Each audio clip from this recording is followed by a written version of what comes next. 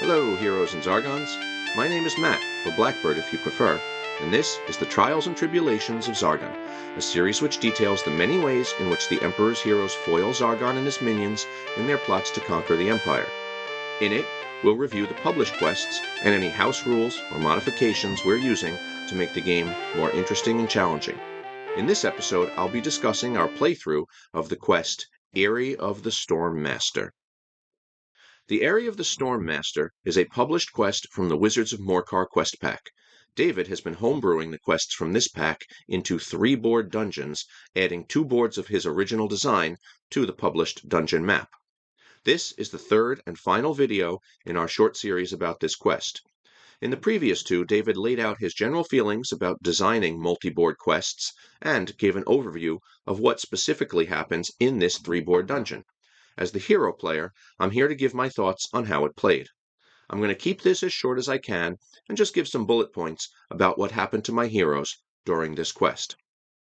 Right from the start, I had to split my party up, with 2 of my heroes starting on the ground floor of the tower and 3 of them climbing up and entering on the top floor. We were introducing the Elven Rogue into my party, so that hero had no extra equipment or levels.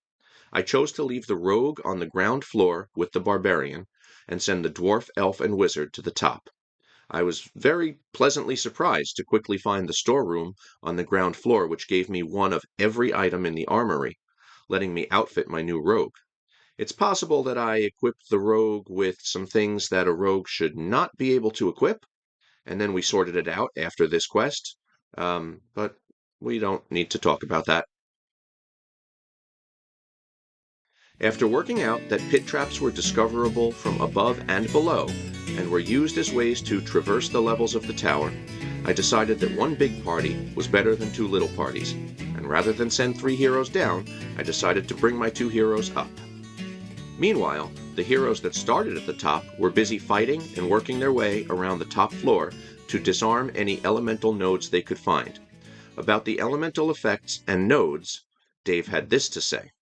The quest begins with the party split across the 1st and 3rd floors and constantly being bombarded by environmental effects. The goal of these 2 elements is to give the heroes a strategic choice. Do they want to stay split up and try to find and disarm the source of those environmental effects quickly? Or do they want to suffer those effects for longer while they try to meet up and then shut off the elemental nodes as 1 strong party?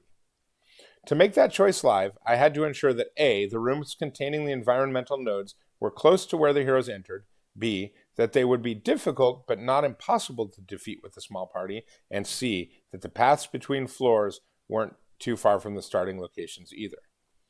I was splitting the party, and that meant I decided to split the targets evenly. That was an easy decision. At this point, the design became a series of interconnected mini-dungeons. I first decided on elemental effects that would be global, then decided on the placement for the nodes. Since I knew I was using environmental effects as time pressure, I wanted some but not all to deal damage, and I wanted a few of them to have some kind of potential to be a reprieve. The elemental ideas came easily enough. Fire deals direct damage most frequently in the game, so it dealt damage in the form of a lightning bolt. Earthquakes should deal damage to everyone, so they would deal damage to both heroes and monsters.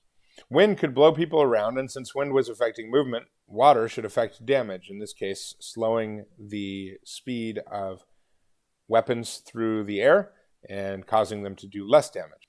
After I knew that 2 effects dealt damage, it was clear that I needed 1 on floor A and 1 on floor C. Beyond that, the placement was effectively random. I designed floor A first, so the first ideas I had went on that floor, and the second ideas went on floor C. I mention this because when we played the quest, Matt thought I had been intentional in putting what he saw as the 2 most dangerous rooms on the top floor, where he would have 3 heroes to deal with them. Lucky happenstance. Whichever way it worked out, I maintain that the fire and wind were much more dangerous than the earth and water. I mean, just look at them. The fire deals direct damage, and the wind allows Zargon to move heroes around the board. And you better believe Zargon did his best in this quest to push heroes closer to monsters or into pit traps where they'd fall and suffer damage. On the other hand, the water and earth effects target heroes and monsters alike.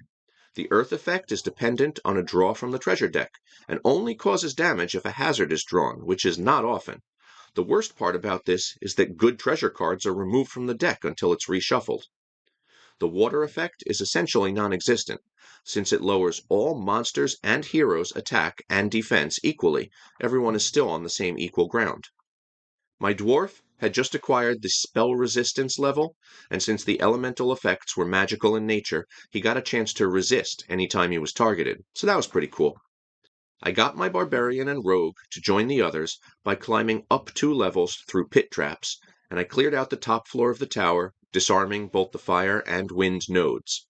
Should the heroes triumph, their reward presents a conundrum. They can take a table from the room, which is carved with Borish's notes on his experiments with air. If they do, 2 heroes will have to take it. They can decide this at the end of the quest. But they must somehow shift all of their loot, expendable magic items, and items in backpacks to other heroes or leave some of it behind. This reward was intended to give the heroes some choices about what to take home and gave the wizard 3 extra spells, Blinding Sleet, Hurricane, and Thieving Wind, from the Stormmaster deck. I wasn't about to have 2 heroes traverse the rest of the dungeon while carrying a table, but I did come back for it after the quest was over.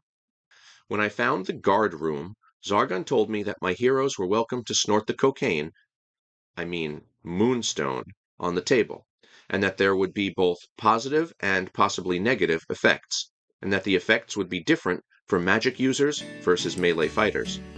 With this in mind, but not knowing exactly what the effects were, I let the barbarian and the elf try some. Hopped up on Moonstone, the barbarian started jumping up and down, yelling, "Kill, kill, kill!" until his past as a litterbug was revealed and he got told to go sit on the Group W bench. My heroes eventually made their way back down to the first floor, crashing into the hospital wing through the pit trap above and startling the mummy doctor within.